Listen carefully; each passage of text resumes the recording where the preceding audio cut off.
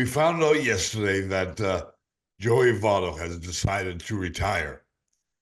And it's interesting because he did it on the last day. His former team, the Cincinnati Reds, were in town. And it seems to me that he got pissed off that the Blue Jays didn't call him up for that series. And he had a chance to play in front of his hometown people. And I'm sympathetic with that.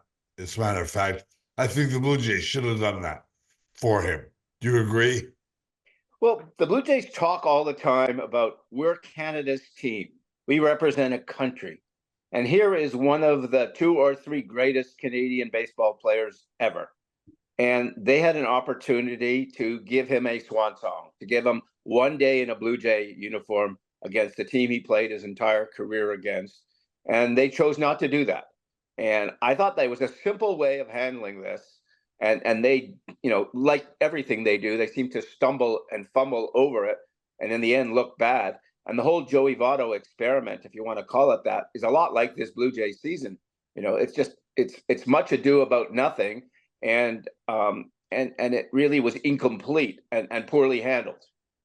Now, it's true that Votto has not played well this year. So give him that. But do you think that this was as a result of the fact that there are 2 Americans that run the Blue Jays who don't really understand the Canadian, theory of, it's important. It would be important to bring Votto to the Blue Jays. Well, this is where you hope that someone in the organization, be it media relations, be it promotions, be it whatever, would have come to them and said, "This is how we're going to do this." Now, you look at Joey Votto's numbers from Buffalo, and you can't call him up and say, "Go in the lineup, and we're going to have you hit." This is what I would have done. You're playing Cincinnati on Monday, first game of the series. That's the team he played his entire career for. Right. You start him at first base. Partway through the first inning, you announce now at first base Vladimir Guerrero Jr. Yeah. You remove him. You wave to the fans. You give him a hello. He got his start. He was against the Cincinnati Reds. He got to wear a Blue Jay uniform, and he got to say goodbye to all of Canada.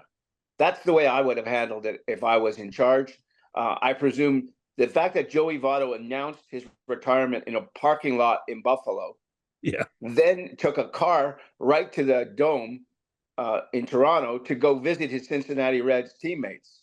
He wanted to be there. It's clear he wanted to be there. And I thought the fact that he did that in a parking lot kind of made the Blue Jays look bad from that perspective. We're talking about baseball royalty here. There aren't many guys that you can talk about that way in Canadian history. There's Fergie Jenkins, and there's Larry Walker, and there's who else? Joey Votto would be the next guy. Well, he's probably a Hall of Famer, don't you think? Oh yeah, I think he is a Hall of Famer. He is the modern day statistical wizard. He's got a 920 career OPS. That is silly by today's statistical world. He has a 409 on-base percentage career. That's also incredible. If you look at the people he's better than, and I have the list here, so I apologize for looking down. He's ahead of Joe DiMaggio, Rod Carew, Willie Mays, Carl Yastrzemski in on-base percentage. In terms of his OPS, he's 52nd all-time at 920. If you think of Blue Jay history, think of 920. Paul Molitor's 817. George Bell, 785. Robbie Alomar, 814. Mm-hmm. Jose Batista, 836. George Bell, 785. Olerud, 863. That 920 stands out. And 7 times he led the National League in on-base percentage, which general managers adore today. How much do you get on base? 5 times he led in walks. Twice he led in OPS, which is the statistic that the GMs and baseball experts value most when it comes to offense. Why do you think Joey Votto fell on his sword last night, Steve? Because he just said he wasn't good enough and it was time to retire. Was that bad. No, but well, it's because It's because the Red Series ended. Yeah, And okay.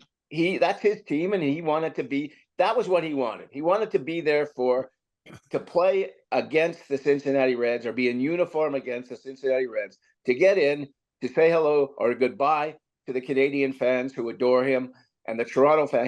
He's a Toronto guy too. You got to realize, not Sure. just a national figure. He's the best baseball player in the history of the largest city in Canada. There's not even anyone even close as a second best. So he had a chance to be up here if they chose to do that. And maybe, I don't know what the conversations were between him and Ross Atkins and Mark Shapiro. I don't know what those were, whether any promises were made or anything was talked about.